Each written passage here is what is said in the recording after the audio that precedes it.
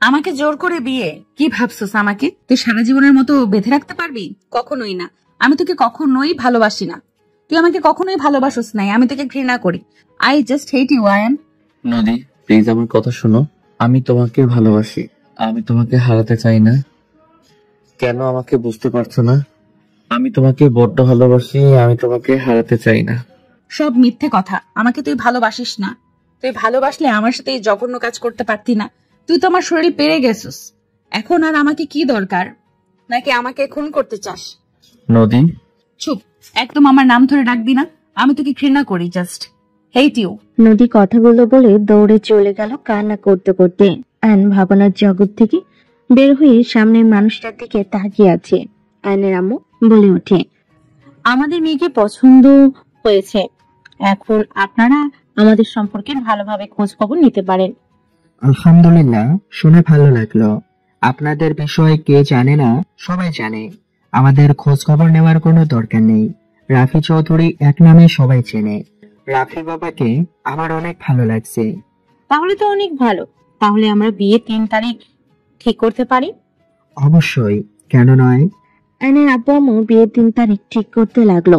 Ion সামনে নদীর দিকে এক নজরে তাকিয়ে আছে। নদী আয়নের চোখের দিক থেকে চোখ সরিয়ে ফেল। রাফি আয়নের কানে কানে বলে, কিরে, ওই মেয়ের দিকে এইভাবে তাকিয়ে আছিস কেন? আমার বউ দেখতে এসেছে, তোর না। রাফির কথা শুনে আয়ন নদীর দিক থেকে চোখ সরিয়ে রাফির দিকে মিষ্টি করে হেসে বলে, আমি জানি আমাকে বারবার মনে করিয়ে দেওয়ার কোনো দরকার নেই। বিয়ে করবি নাকি? তাহলে আম্মু আব্বুকে বলে আমার হবু শালিকার সাথে তোর বিয়ে ঠিক করে ফেলি। দরকার নাই।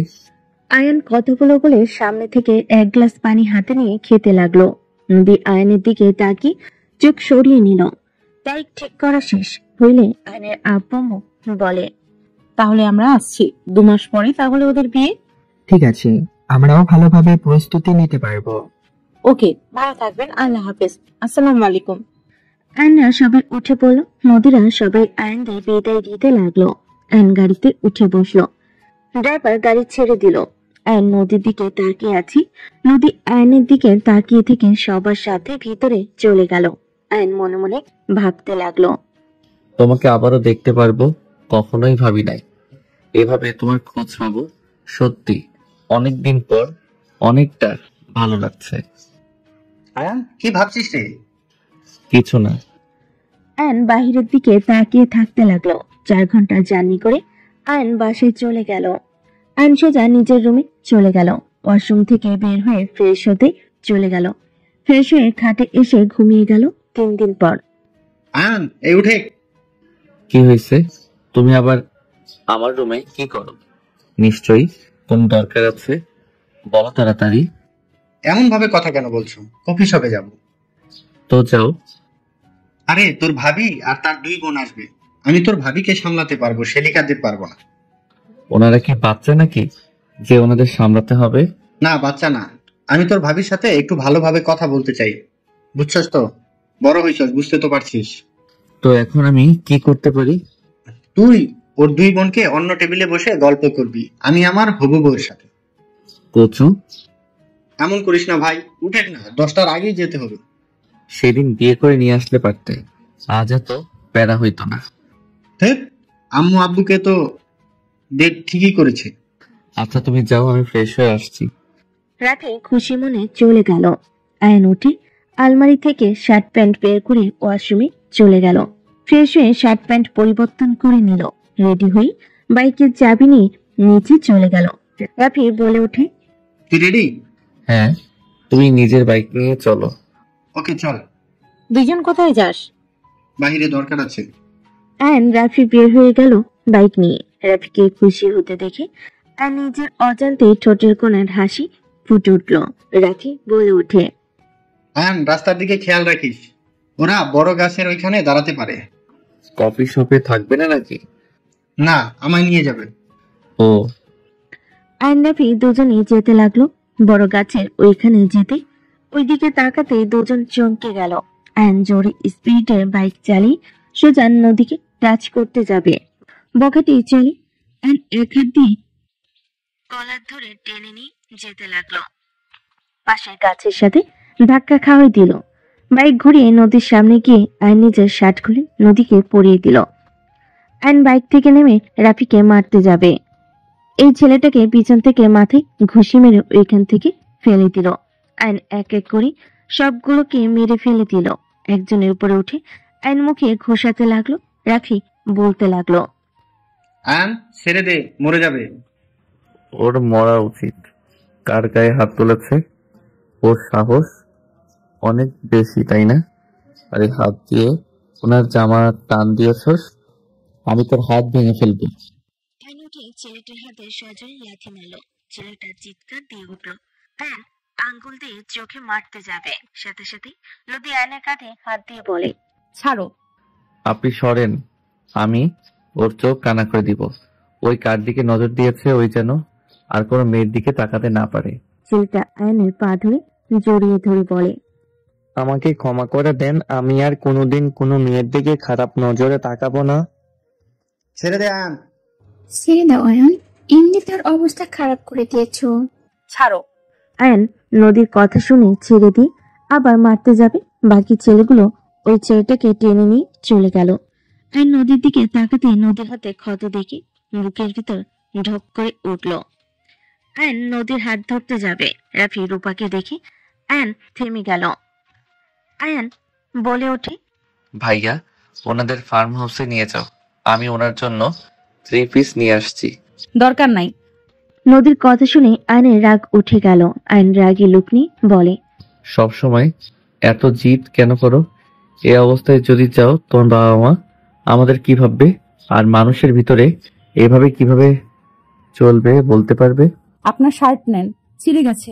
ভালো হয়েছে, সবাই দেখুক গা। নদীর কথা শুনে আয়ন রাগে নদীকে মারতে গিয়েও থেমে গিয়ে গাছের সজোরে খুশি মারল। রূপা বলে ওঠে, নদী এভাবে জিদ করছিস কেন? নদী চলো, আমাদের তো বিশ্বাস করতে পারো। তোমার বোন তো আমার হবু স্ত্রী হবে। আমাদের বিশ্বাস করো, আমরা তোমার কোনো ক্ষতি করব তোমার মনে হয়? দুলা ভাই, আমি সেটাই ভাবছি না। আপনার ভাইকে আমার সুবিধা লাগছে না। নদীর কথা শুনে সবাই ভুল কুচকে তাকালো। নদীর ছোট বোন তুলি বলে, আপু কি বলো? আয়ান ভাই আমাদের বাঁচালো, তোর জন্য ওই লোকটাকে মেরে ফেলতে নিয়েছিল, আর তুই বললিস আয়ান ভাইয়ের সুবিধার না। ভাইয়া নিয়ে যাও তো। 3 জন এক বাইকে যেতে পারবে না। তুই তাহলে তুলিকে নিয়ে আয়, আমি নদী তোর ভাবিকে নিয়ে যাই। হ্যাঁ হ্যাঁ, নিয়ে যাও। তুমি আমাকে বিশ্বাস করো তো, নাকি বোনের মতো আমাকে বিশ্বাস করো না?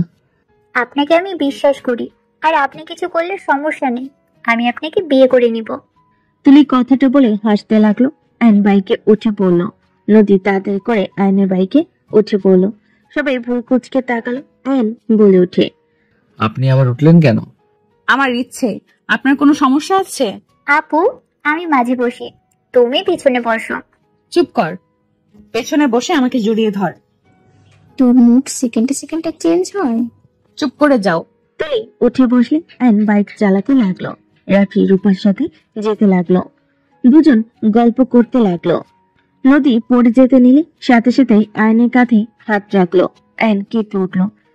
আয়ন সামনে লুকিং গ্লাসে তাকিয়ে নদীর মুখটা দেখতে লাগলো। আয়নদের ফার্ম হাউসের ভিতরে দুজনকে নামিয়ে দিয়ে শপিং মলে চলে গেল। ব্ল্যাক কালারের 3 পিস কিনে নিয়ে আসলো। বাসার ভিতরে গিয়ে দেখে সবাই বসে আছে। আয়ন নদীকে বলল, এইটা পরে নিন। নদী আয়নের হাত থেকে শপিং ব্যাগ নিয়ে চলে গেল। আয়ন বলে ওঠে, ভাবি, আপনাদের ওরা জ্বালাতন করছিল, আমাদের কল কেন দেন নাই? কল দিতে গেলে ওরা তার আগেই আমাদের ভোট কেড়ে নেয়। নদী থাপ্পড় মারাতে সাথে সাথে ওরা রেগে নদীর জামা পেছনে টান দিয়ে ছিঁড়ে ফেলে। সাথে সাথে তো তোমরা চলে আসো। আমরা না আসলে কি হতো? ধন্যবাদ তোমাকে, তোমার তো অনেক সাহস দেখলাম, তোমার ভাইয়ের মতো না। আমার ভাইয়াকে আগে থেকে চেনেন নাকি? না মানে, কাহিনী কি? সত্যি করে বলো তো। সত্যিটা বললে আব্বু আম্মুকে বলে দিতে পারিস। বলো বলো। আম্মু আব্বুকে কিছু বলবো না। আমরা আগে থেকেই পরিচিত। আমরা একসাথে পড়াশোনা করেছি, 2 বছরের রিলেশনে ছিলাম। সেদিন আব্বু আম্মু হুট করে রূপার ছবি নিয়ে আসলে আমি চমকে যাই। পরে আব্বু আম্মু বলে আমার জন্য নাকি এই পাত্রী ঠিক করেছি। তাই তো বলি, ভাবির সাথে দেখা করতেও চাও, আবার এত উত্তেজিত। ওই কি বলতে চাস? মাইন্ড নিজেরটা ঠিক করো। আমি অন্যভাবে বলছি। ও তাই বল। যাই হোক, আব্বু আম্মুকে যেন বলস না। আমি বলে দিব। তুলির কথা শুনে তিনজন ভ্রু কুচকে তাকালো। রূপা কিছু বলবে, তখন নদী সবার সামনে আসলে রূপা তুলি হ্যাঁ হয়ে যায়। তুলি বলে ওঠে, মাশাআল্লাহ আপু, তোমাকে তো অনেক সুন্দর লাগছে। ওয়েট, তোমার তো ব্ল্যাক পছন্দ, আবার তোমার জামা পায়জামা একদম পারফেক্ট কিভাবে হলো এটা? গাড়ির উপরে আয়ান মাপ নিয়েছিল নাকি? আরে না, তিনজন তো চুপচাপ ছিলাম। আরে আমার মনে হইল এইগুলো তার পছন্দ হবে বা লাগবে, তাই নিয়ে এসেছি। এত অবাক হওয়ার কিছুই নাই। বাবা, আমার হবু জামাই দেখি মানুষ দেখি বুঝে যায় তার পছন্দ। ওই কি বলো, আমি তোমার বড় ভাইয়া হই? রাখে, আব্বু আম্মুকে বলে আপনাকে বিয়ে করে নিব। এখন শুধু মেজো আপুর বিয়েটা ঠিক হোক। বেশি কথা বলিস না তুলি। ধন, আমার জামাইয়ের কেনা জামা পরে আবার আমাকেই চুপ থাকতে বলো। জাস্ট শাট আপ, ছোট ছোটর মতো থাক। উফ, দুইজন থামেন তো ভাইয়া, অনেক ক্ষুধা লাগছে, কফি খাওয়া সম্ভব না। রেস্তোরাঁ চলো, কাচ্চি খাবো। আচ্ছা চল রূপা, চলো। রাফি রূপা তুলি চলে গেল। নদী চলে যেতে নেবে, আয়ন সাথে সাথে হাত ধরে টান দিয়ে শক্ত করে জড়িয়ে ধরল। নদী থমকে গেল। আয়ন কিছু বলার আগে নদী ধাক্কা দিয়ে সরিয়ে দিয়ে বলে, বিয়ের মতো থাকেন, একদম আমার কাছে আসবেন না। আমাকে যদি আবার টাচ করার চেষ্টা করেন তাহলে খুব খারাপ হয়ে যাবে। নদী কথাগুলো বলে চলে গেল। আয়ন নদীর পিছন পিছন বের হয়ে গেল। মালিক কাছে চাবি দিয়ে বাইক নিয়ে বের হইল। নদী তুলি আয়নের বাইকে উঠে পড়ল। পাঁচজন রেস্তোরাঁয় চলে গেল। পাঁচজন একটা টেবিলে বসে পড়ল। আয়ন কাচ্চি অর্ডার দিয়ে দিল, আর সবাই নিজেদের মতো করে অর্ডার দিতে লাগলো। আয়ন ফোন বের করে ফেসবুকিং করতে লাগলো। হঠাৎ করে একজন এসে আয়নের পাশে বসে পড়লো। রাফি কিছু বলতে যাবে, সাথে সাথে মেয়েটা চুপ থাকতে ইশারা করলো। মেয়েটা আয়নের কানের কাছে গিয়ে বলল, my dear would be husband.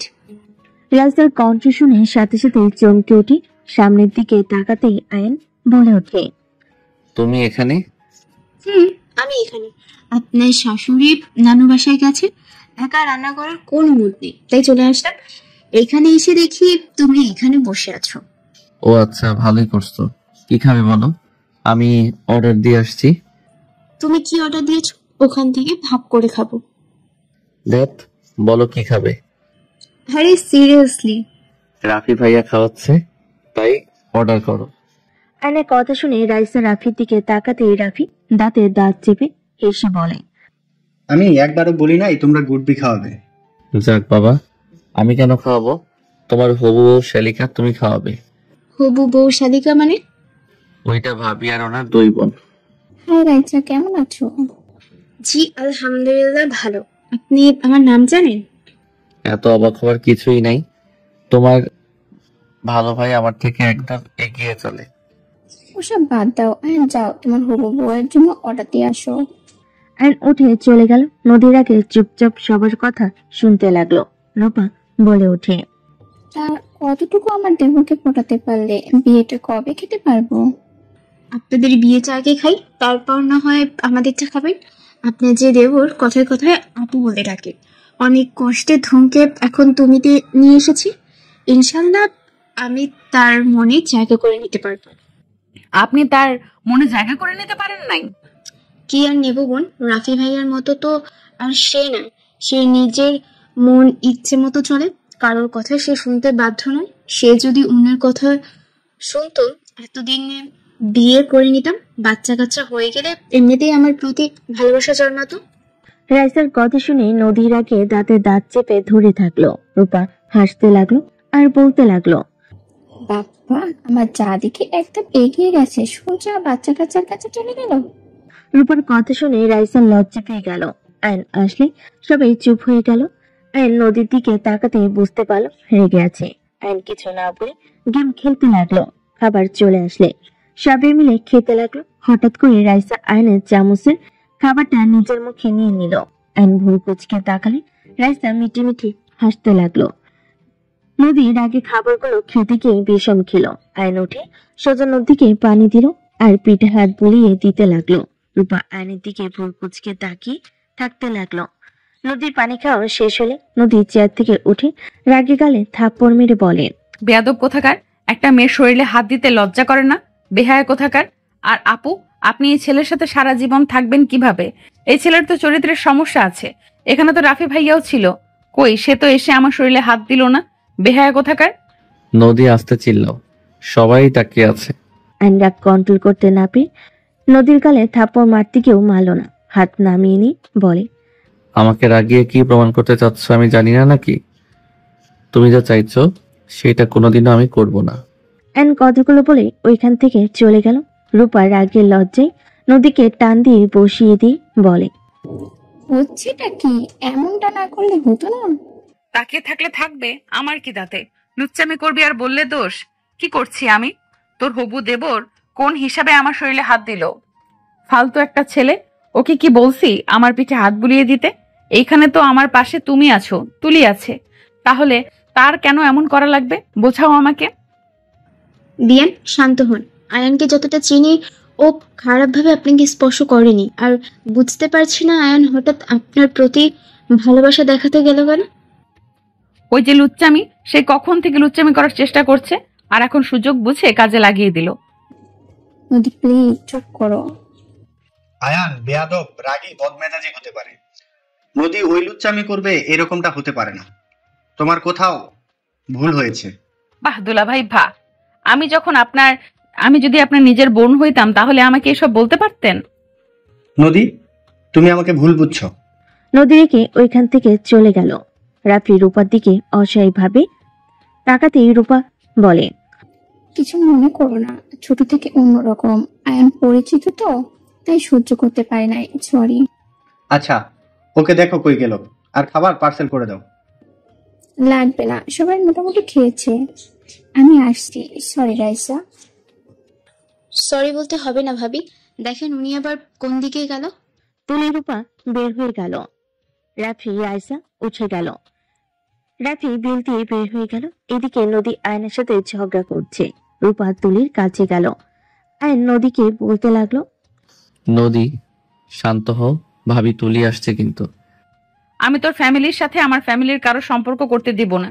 তোরা ভালো রূপ নিয়ে থাকোস, আসলে তোরা যে কতটা খারাপ আমি খুব ভালো করেই জানি। আমার ভাই কি দোষ করলো?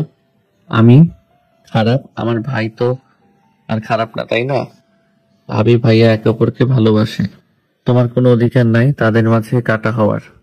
আমার বোন সারা জীবন কষ্ট পাওয়ার থেকে একবার কষ্ট পাওয়া তো ভালো। আয়ন নদীর কথা শুনে নিজের রাগ কন্ট্রোল করতে না পেরে ঠাস ঠাস করে থাপ্পড় মেরে দিল। রাফি রাইসা রূপা তুলি সবাই দৌড়ে চলে আসতে লাগলো। আয়নের থাপ্পড় খেয়ে নদী কান্না করতে করতে বলে, নিজের আসল রূপে আসলি তো তুই কখনোই কাউকে ভালোবাসতে পারস না।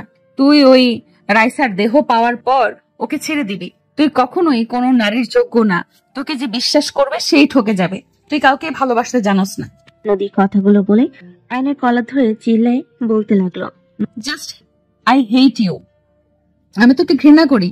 আমি তোকে আমার চোখের সামনে দেখতে চাই না। তুই বারবার কেন আসস? নদী আয়নের গালে থাপ্পড় মারতে মারতে কথাগুলো বলতে লাগলো। রূপা তুলি দৌড়ে এসে নদীকে থামালো। রাফি আয়নের গালে থাপ্পড় মেরে বলে, তুই এত নিচে নেমে গেছিস? মেয়ে মানুষের গায়ে হাত তুলোস? ছি ছি ছি, তুই আমার মান সম্মান আর রাখলি না। আয়নকে সবাই নানা ধরনের কথা বলতে লাগলো। আয়ন এক নজরে নদীর দিকে তাকিয়ে থাকতে লাগলো। আয়নের চোখের পানিগুলো গড়িয়ে পড়তে লাগলো। আয়ন নদীকে হুট করে জড়িয়ে ধরলো। সবাই আয়নকে নদী থেকে ছাড়ানোর চেষ্টা করতে লাগলো। আয়ন নদীকে বলতে লাগলো, শান্ত হও, তুমি এখন উল্টাপাল্টা কাজ করবে। শান্ত হও নদী, আমি তোমার সামনে পড়লেও কখনো তোমার দিকে আমি তাকাবো না। কথা তো দূরের কথা, ভাবির সাথে ভাইয়ার বিয়ে হয়ে গেলে দেখা হবেই, তাই ওই গ্যারান্টি দিতে পারি না। বাট দেখা হইলেও আমি তোমার আশেপাশে না থাকার চেষ্টা করব। ভালো থেকো। কথাটা বলেই আয়ন নদীকে ছেড়ে দিয়ে বাইকে উঠে পড়লো। নদী কান্না করতে করতে বলে, আমি তোকে ঘৃণা করি। Just I hate you Ayan, I hate you. Nodi জোরে জোরে কথাগুলো বলতে লাগলো। রূপার সাথে রাইসা জোর করে ওর গাড়িতে তুলে নিল। তুলি উঠে পড়লো। রাতে ওদের গাড়ির পিছনে যেতে লাগলো। নদীকে নিয়ে রাইসাদের বাসায় চলে গেল। নদী কান্না করতে করতে অজ্ঞান হয়ে গেল। আইন সোজা বাসায় চলে গেল। বাসার ভিতরে গেলে আইনের আব্বু সজরে থাপ্পড় মেরে ফোনে ভিডিও দেখিয়ে বলে, তোকে জন্ম দিয়ে আমরা কি ভুল করেছিলাম? নতুন আত্মীয় হতে যাচ্ছে আর তুই কিনা তাদের সাথে এই কাজ করলি। সারা নেট দুনিয়া মানুষ বলে বেড়াচ্ছে তোরা বয়ফ্রেন্ড গার্লফ্রেন্ড। ওই মেয়ের আর কোথাও বিয়ে হবে? আমি ওর বাবা মাকে কি জবাব দেব? ওদের জবাব দে। আয়ন সামনের দিকে তাকাতে দেখে নদীর আব্বু আম্মু বসে আছে। নদীর আব্বু আম্মু বলে ওঠে, বাবা, কি অন্যায় করেছিলাম? তুমি আমার মেয়ের এমন ক্ষতি কেন করলে? একের পর এক ভিডিও ভাইরাল হচ্ছে। বিশ্বাস করো, আমার মেয়েদের তোমাদের সাথে দেখা করতে অনুমতি দেই, আর সেখানে তুমি কি করলে? এটা আমার মেয়ের শ্বশুর বাড়ি থেকে সোজা বিয়ে ক্যান্সেল করে দিল। ওইটাই নিয়ে আমার মাথা ব্যথা নাই, কিন্তু আমার মেয়ের সমাজে মুখ কিভাবে দেখাবে? তুমি সবার সামনে আমার মেয়েকে জড়িয়ে ধরেছ। আত্মীয় স্বজন সবার ফোনের উপরে ফোন করে যাচ্ছে, আর একটা ভিডিও পাবলিশ হইল দেখো। আয়ন মাথা নিচু করে আছে। নদীর আব্বু শান্ত কণ্ঠে কথা বলতে বলতে হঠাৎ করে রেগে আয়নের গলা চেপে ধরে বলে, আমার মেয়েদের সম্মান নিয়ে খেলা করবি? তোকে আমি আকুতি মিনতি করব? তুই আমাকে চেনোস না তাহলে? অফিসার, ওকে নিয়ে যান। বিআই কি করছেন? আপনি চুপ করেন। আপনি একটাও কথা বলবেন না। আর কিসের বিয়াই? আপনাদের সাথে কোনো আত্মীয়তা হচ্ছে না। আপনার ছেলেকে আমি দেখেন কি করি, মান সম্মান নিয়ে খেলা করছে না। দেখেন কি করি, সাংবাদিকদের কল করা হয়ে গেছে, সবাই গেটের সামনে আছে। নদীর আব্বু আয়নকে নিয়ে যেতে ইশারা করে পুলিশ অফিসার টেনে নিয়ে যেতে লাগলো। আয়নের আম্মু আয়নকে জড়িয়ে ধরে বলতে লাগলো, আমার ছেলেকে ছেড়ে দেন। আম্মু ছাড়ো, ব্যথা পাবে। আম্মু আব্বু আমাকে ক্ষমা করে দিও। আমি কখনোই তোমাদের ভালো সন্তান ছিলাম না, আর ভবিষ্যতে হওয়ার কোনো আশা করো না। আয়নের আব্বু আম্মু জোর করে আটকাতে লাগলো। পুলিশ টেনে নিয়ে যেতে লাগলো। সাংবাদিকরা সবাই আয়নকে ঘিরে ধরতে লাগলো। পুলিশ টেনে নিয়ে যেতে লাগলো। সবাই নানা ধরনের কথা ছড়াতে লাগলো। আইন গাড়িতে উঠে একজনের কথা কানে আসলে আইন পুলিশকে বলল, ওয়েট, আমি ওদের কিছু বলতে চাই। আপনাদের কেস সফল হবে। আইন গাড়ি থেকে নামলে আয়নের আম্মু জড়িয়ে ধরলো। আইন সবার মাইক কাছে নিয়ে আসতে ইশারা করলে সবাই দৌড়ে কাছে এসে মাইক ধরলে আইন বলে ওঠে, একটু দূরে থাকেন, আম্মু ব্যথা পাবে। আইনের কথা শুনে সবাই দূর থেকে মাইক ধরতে লাগলো। সব জায়গায় লাইভ চলতে লাগলো। নদী জ্ঞান ফেলে রুম থেকে বের হয়ে বসার ঘরে আসলে রাফি রাইসার উপর তুলিতে লাইভ দেখতেছে। আইনের কথাগুলো শুনে রাফির চোখ দিয়ে পানি বের হচ্ছে। আইন সবাইকে বলতে লাগলো, আপনারা তো দেখেছেন আমি ওনাকে জড়িয়ে ধরছি, আমি ওনাকে রেস্তোরাঁ বাজেভাবে টাচ করেছি। আপনারা তো এটাও জানেন না আমি ওনাকে ধর্ষণ করার চেষ্টা করছিলাম। ওনাকে আমি আগে খুব জ্বালাতন করতাম। অনেকেই আমার এই লাইভ দেখছেন, তার ভিতরে আশা করা যায় আমার ফ্রেন্ডরাও দেখছে। তোদের কাছে একটা অনুরোধ, নদীকে আমি ধর্ষণ করেছিলাম। আমার উকিল বন্ধু, তুই নদীর হয়ে আমার বিপক্ষে লড়তে হবে তোকে। আমার যেন ফাঁসি হয় সেই ব্যবস্থা তোদের করতে হবে। এই উপকারটা করে দিস দোস্ত। তোদের কাছে জীবনে আর কিছু চাই না। আয়ান চুপ কর, এসব কি বলিস? আমি তোর কিছু হতে দিব? তুই আমার কলিজার টুকরো ছেলে, তুই এইসব করতে পারিস না। আমি সব করছি আম্মু, আমি যা বলছি সব সত্যি, আমি মিথ্যা বলছি না আম্মু। তুমি আমার কথা ভেবো না, আমাকে তোমরা ক্ষমা করে দিও। আমি তোমাদের ভালো সন্তান হতে পারলাম না। আইনুর আম্মুকে বোঝাতে লাগলো আর নিজের নামে নানা ধরনের কথা বলতে লাগলো। নদী এক সেকেন্ড দেরি না করে রাফির হাত থেকে চাবি নিয়ে বাইক নিয়ে রওনা দিয়ে দেয়। নদীর পিছনে পিছনে রাইসা সবাই মিলে যেতে লাগলো। আইনকে পুলিশ টানতে লাগলো। নদীর আব্বু বলে, সবাই তো শুনলেন, ওই আমার মেয়েকে ধর্ষণ করতে নিয়েছিল। ওই নিজের মুখে প্রমাণ করে দিয়েছে। আব্বু আম্মু, তোমরা আমাকে নিয়ে কান্না করো না, রাফি ভাইয়াকে নিয়ে তোমরা ভালো থেকো। আর আম্মু, নদীকে ওর ফ্যামিলিকে ভুল বোঝো না। নদীর কোনো দোষ নাই। আমি ওর সাথে যা করছি তার শাস্তি আমাকে পেতে হবে। আইনকে টেনে নিয়ে যেতে নিলে গাড়িতে তুলতে যাবে, সাথে সাথে কয়েকজন সাথে নদী হাজির হয়ে সোজা দৌড়ে আইনের হাত ধরে সবাই পিছনে তাকায়। নদী আইনের হাত ধরে টেনে নিয়ে যেতে লাগলো।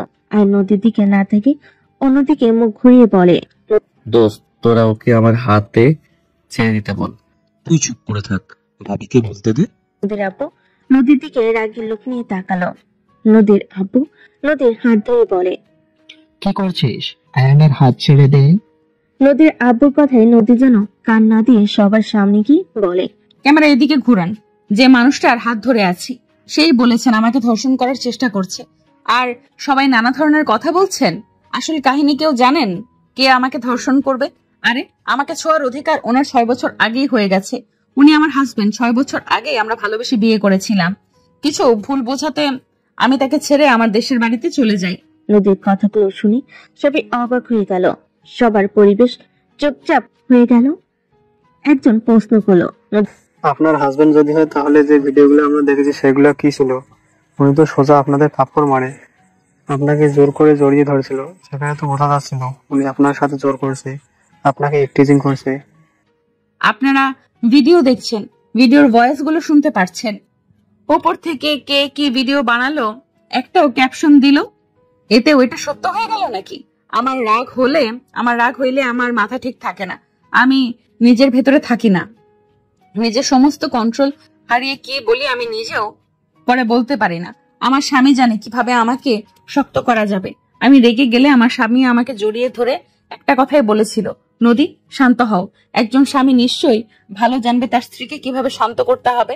এই কথাটা শুনে আরেকজন বলতে লাগলো, আপনাদের রেস্তোরাঁর ভেতরে আপনি নিজেই ওনাকে বাজে ছেলে বলে পরিচয় করেন।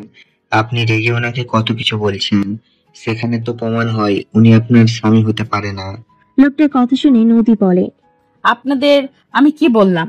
আমার রাগ হইলে আমি নিজের ভেতরে থাকি না। আমি আমার স্বামীর ওপর রেগে আছি। আমি এত বছর পর তার সাথে দেখা হয়েছে, আমি অভিমান রাগ করে তার সাথে ভালো ব্যবহার করছিলাম না। সে তার এক ফ্রেন্ডদের সাথে ঢং করছিল, সেটা আমার সহ্য হয় নাই। এমনিতে রাগ করে আছি, তার উপরে এইসব দেখে আরো রাগ হয়েছিল, তাই আমি যা ইচ্ছে তাই বলছি। আমার স্বামী কেমন আমি তো ভালো করেই জানি। আমার স্বামী অন্য কারোর কাছে খারাপ হইলেও আমার কাছে সেই কেমন তা তো আমি খুব ভালো করেই জানি। আমি রেগে ওইসব বলি যাতে ওই মেয়ে আমার স্বামীর আশেপাশেও না আসে, ওকে খারাপ ভেবে নাই। নদীর কথা শুনে একজন বলে, আপনি কি একটা সাইকো পাগল নাকি? লোকটা আর কিছু বলতে যাবে আর নিজের রাগ কন্ট্রোল করতে না পেরে লোকটা মাইক হাতে নিয়ে ওর মাথায় বাড়ি মেরে আরো মারতে যাবে। সবাই আইনকে জড়িয়ে ধরতে লাগলো। আইন বলতে লাগলো, আমাকে ছাড়, ওর মাথা মুখ আমি ফাটিয়ে দিব। ওই অনেকক্ষণ ধরে বেশি কথা বলছে, সব সহ্য করে নিয়েছি। আমার স্ত্রীকে বলে পাগল শালা, তোকে তো আমি। আয়ন মারতে যাবে। নদী আয়নের সামনে দাঁড়িয়ে বলে, আয়ন চুপ করবে। উনি ভুল কিছু বলে নাই। আমি আসলে পাগল, সাইকো। আমি ভালো হইলে কখনোই তোমাকে এইভাবে থাকতে হইতো না। আমাকে তুমি ক্ষমা করে দিও। নদী কান্না করবে না, ওর মাথা খারাপ। ওই অনেকক্ষণ ধরে উল্টাপাল্টা কথা বলছিল। আর তুমি এখানে কেন এসেছো? তোমাকে এখানে আসতে বলেছি। আমি তোমার ভালো স্ত্রী হতে পারি নাই। আমি তোমার সাথে অনেক অন্যায় করেছি, তারপরও তুমি কেন আমার কথা ভাবো? আমি তোমার যোগ্য না আয়ান, প্লিজ আমার কথা আর ভেবো না। তুমি যেমন হও, তুমি আমার স্ত্রী। আমি তো জানি আমার স্ত্রী কেমন। আর যে ভিডিও করে উল্টাপাল্টা নিউজ ছড়াইছে তাকে আমি ছাড়বো না। চুপ করো। নদী সবার দিকে তাকিয়ে বলে, আশা করি সবার প্রশ্নের উত্তর পেয়েছেন। আর কোনো প্রশ্ন থাকলে বলতে পারেন। নদীর কথায় সবাই এক এক করে প্রশ্ন করলে সবার প্রশ্নের উত্তর দিতে লাগলো। সবাইকে বিদায় করে দিলে পুলিশ বলল, এখনো কেন ছাড়ছেন না? এই নেন প্রমাণ। ওই যে আমার হাজবেন্ড। রাকিব, কাগজগুলো দেখাও। কাগজগুলো দেখালে পুলিশ চলে গেল। আয়নকে নদী শক্ত করে জড়িয়ে ধরে বলে, আয়ান, আমাকে ক্ষমা করে দাও। আমি কখনোই ভাবে নাই এমন কিছু হবে। আমি রাইসার সাথে তোমাকে সহ্য করতে পারছিলাম না। যখন শুনি রাইসা তোমার ফিয়ান্সে, আমার মাথা কাজ করা বন্ধ করে দিয়েছিল। আমি কি করব বলো? তোমার সাথে যত রাগ দেখাই, আমি যে তোমার পাশে কাউকে সহ্য করতে পারি না, তুমি তো জানো। আমাকে প্লিজ ক্ষমা করে দাও। আমি আর কোনোদিন এমন কাজ করব না। আয়ন নদীর কোমর ধরে ধাক্কা দিয়ে সরিয়ে দিয়ে বলে, তোর কি মনে হয় আমি মেনে নিলে আর আমার ফ্যামিলি তোকে মেনে নিবে? তুই তোর বাপ আমাকে জেল পর্যন্ত পাঠানোর ব্যবস্থা করছিল। আমাদের মান সম্মান সব শেষ করে দিয়েছিস। সেখানে তোকে বউ করে ঘরে নিয়ে আসবো? অসম্ভব। তোর প্রতি যে ভালোবাসা ছিল সব উঠে গেছে। আয়ান চুপ, একদম চুপ। আমার নাম তোর মুখেও নিবি না। এখান থেকে বের হ তোরা। আয়ন নদীকে ধাক্কা দিয়ে বের করে দিলে হঠাৎ করে নদী চমকে উঠে বলে, আয়ান। নদীর মুখে আয়নের কথা শুনে সবে ভুরু কুচকে তাকালো। আয়ন বলে উঠল, বেআইন যাবেন না নাকি আর কতক্ষণ এখানে বসে থাকবেন? সবার খাওয়া শেষ, আপনারটা খেয়ে নেন তাড়াতাড়ি। উফ, আপু তুমি এত কিভাবে বলো তো? বোন তাড়াতাড়ি খা। নদী সবার কথা শুনে পিছনে সামনের দিকে ঘুরে চোখ বুলিয়ে দেখতে লাগলো। নদী নিজেকে রেস্তোরাঁ দেখে বুকে 3বার থুতু দিয়ে ভাবতে লাগলো, উফ, তাহলে এতক্ষণ কল্পনা করছিলাম। উফ, কি জঘন্য কল্পনা ছিল। আল্লাহ, এমন যেন কখনোই না হয়। আপনার কি ঝাল লাগছে নাকি? পানি খেয়ে নেন। নদীর চোখের কাছে হাত দিলে নদী চোখের পানি তাড়াতাড়ি মুছিয়ে ফেললো। আয়নের হাত থেকে পানি খেতে লাগলো। পানি খেয়ে সবার সাথে বের হয়ে গেল। নদী আয়নের বাইকে উঠে পড়ে। আয়নের কাঁধে হাত দিয়ে বসে থাকলো। তুলি উঠে বসলো। আয়ন বাইক চালাতে লাগলো। সারাদিন ঘোরাঘুরি করে আয়ন বলে উঠল, ভাইয়া, ওনাদের আজকে আমাদের বাসায় থাকতে বলি। সন্ধ্যা হয়ে গেছে, বাসায় একা পাঠানো উচিত না। আম্মু জানলে দুইজনকে মেরে ভর্তা বানাবে। সারাদিন হবু বউ নিয়ে ঘুরছি। আমরা কি ওনাদের সাথে খারাপ কিছু করছি নাকি? আর উনি তো আমার ভাবি হবেই। ওই বাসায় যাওয়া যাবে না, আমাদের ট্রেনে তুলে দিয়ে আসো। আমরা রেখে আসবো। দরকার নাই। এই বেআইন, আপনি সবসময় এত বেশি বুঝেন কেন? আইন ঠিক বলছে, চলো ওঠো। আয়নের বাইকে তুলি উঠে পড়ো। আয়নের বাইকে নদী তুলি উঠলো। রূপা রাফি যেতে লাগলো। নদীদের বাসায় যেতে যেতে রাত 8টা বেজে গেল। দুজন নদীদের বাসার সামনে গাড়ি থামিয়ে দিল। 3জন নেমে পড়লো। রূপা বলে ওঠে, ভেতরে আসো দুজন। না, আপনারা যান। ও বেআইন, আমার তেল প্রায় শেষের দিকে, টাকা দেন। আয়নের কথা শুনে সবাই ভুরু কুঁচকে তাকালো। রূপা বলে ওঠে, কত লাগবে বলো। আপনারা লাগবে না, বেআইনকে নিয়ে ঘুরেছি তাই বেআইন দিবে, টাকা দেন। এই ফালতু মজা বাদ দে, চল বের হ। আঙ্কেলের চোখে পড়লে সমস্যা হবে। কিসের ফালতু মজা? বেআইন টাকা বের করেন। আমার থেকে টাকা নিবে, দিব নাকি? নদী ইট তুলতে যাবে। আয়ন সাথে সাথে বলে, আরে আরে, আমি মজা করছি। ওইটা দিয়ে বাইকে মারলে আমার বউ ব্যথা পাবে। আমি ব্যথা পাবো মানে? আরে আপনি না আমার বাইক, আমার প্রথম বউ। ভালো তো বউ নিয়ে ভাগ এখান থেকে। নদী, তুই কেন বলিস? তোমার দেবর হবে জন্য কি মাথায় তুলে রাখবো নাকি? আব্বুকে বলা যাবে? তোমাদের সাথে দেখা হয়েছিল, পরে রেখে গেল।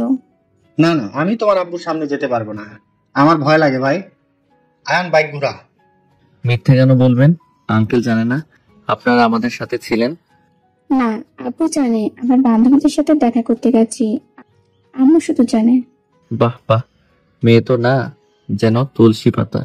আল্লাহ আমার মাইয়া দিলে মায়ের মতো যেন একদম হয় না। আয়নের কথা শুনে নদী রেগে মারতে যাবে। আয়ন সাথে সাথে বাইক স্টার্ট দিয়ে পেছনে ঘুরে মুখ ভেঙচি দিল। তুলি ভুরু কুঁচকে তাকিয়ে বলে, এই কাহিনী কি? আপু, তুই কি বেয়াইয়ের উপর ক্রাশ খেয়েছিস নাকি? আমি কিন্তু খেয়াল করেছি তুই বেয়াইয়ের শরীরে ঘ্রাণ নিয়েছিলি, এমনকি বউ জামাইয়ের মতো জড়িয়েছিলি।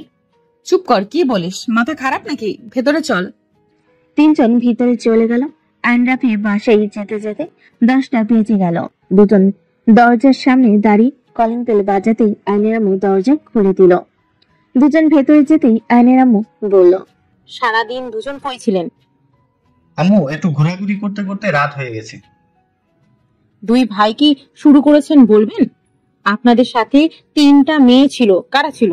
রাফি ঢোক গিলতে লাগলো।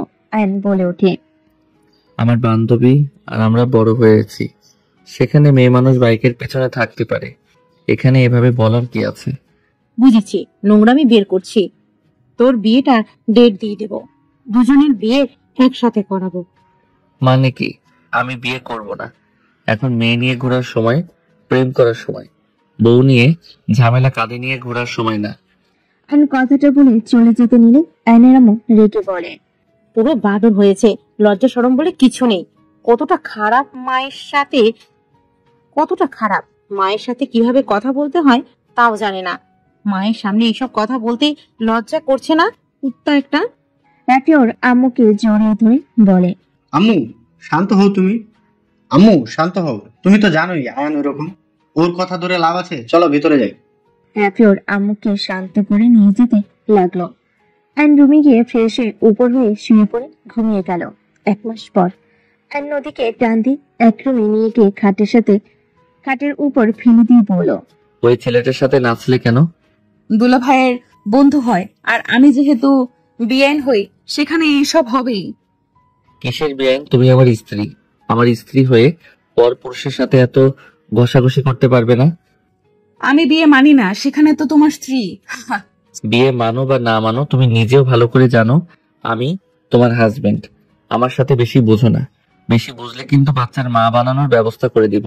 আয়নের কথা শুনে নদী রেগে সজোরে থাপ্পড় মেরে দিয়ে বলেন, ছি, কি জঘন্য ভাষা! কি করবি তুই? হ্যাঁ, কাপুরুষ কোথাকার! জোর করে শরীর পাবি, ভালোবাসা কোনোদিনও পাবি না। আয়নের রাগ হতে লাগলো। আয়ন নদীকে ধাক্কা মেরে সোজা দরজা লাগিয়ে দিয়ে দিল। নদী বলে ওঠে, আয়ান দেখো, আমি কিন্তু চিৎকার দিব। আমার সাথে উল্টে পাল্টে কিছু করার চেষ্টাও করো না, আমি কিন্তু চিৎকার দেবো। আয়ান আয়ন রেগে কোনো কিছু না বলে সোজা নদীর উপরে ঝাঁপিয়ে পড়ল। নদী চিৎকার করার আগে আয়ন নদীর ঠোঁট নিজের দখলে নিয়ে নিল।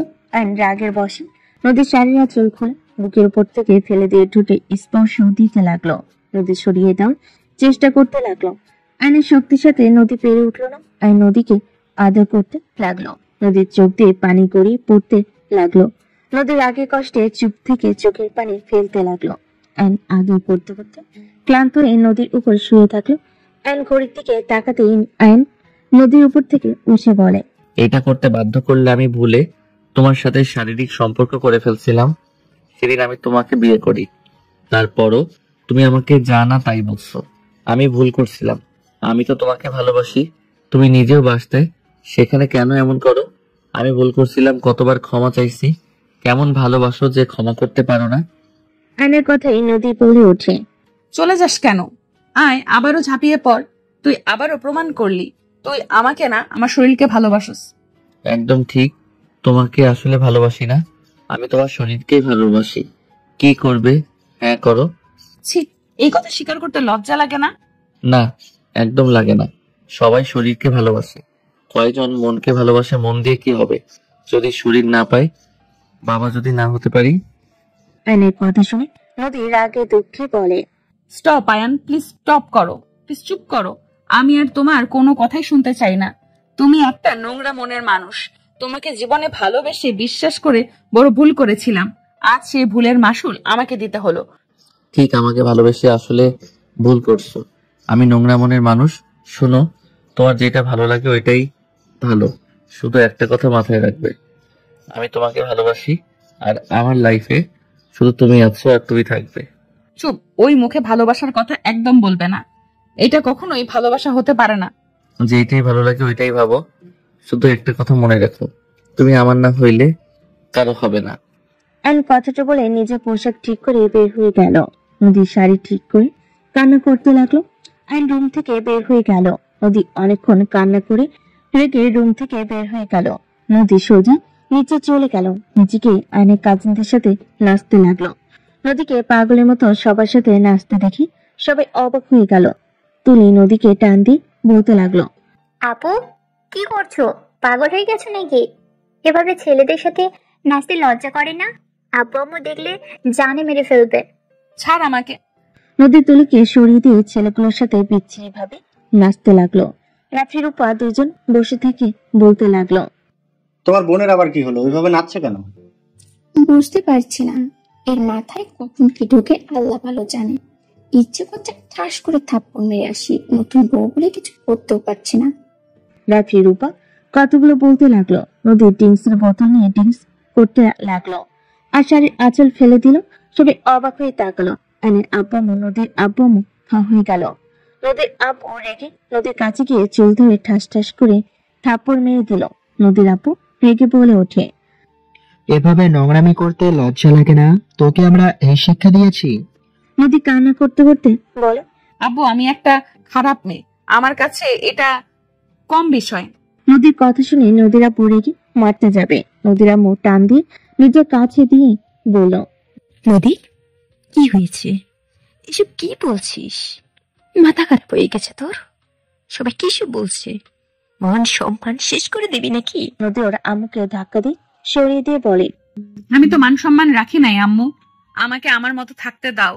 আমি ভালো মেয়ে নই, আমি পতিতালয়ে কাজ করব এখন থেকে। নদীর কথা শুনে নদীর আম্মু থাপ্পড় মারতে যাবে আর নিজেকে কন্ট্রোল করতে না পেরে নদীর কাছে গিয়ে হাত ধরে টান দিয়ে নিজের কাছে নিয়ে এসে শাড়ির আঁচল তুলে দিল। ড্রিঙ্কসের বোতল হাত থেকে কেড়ে নিয়ে বলল, তুমি কি চাচ্ছ? কি শুরু করছো?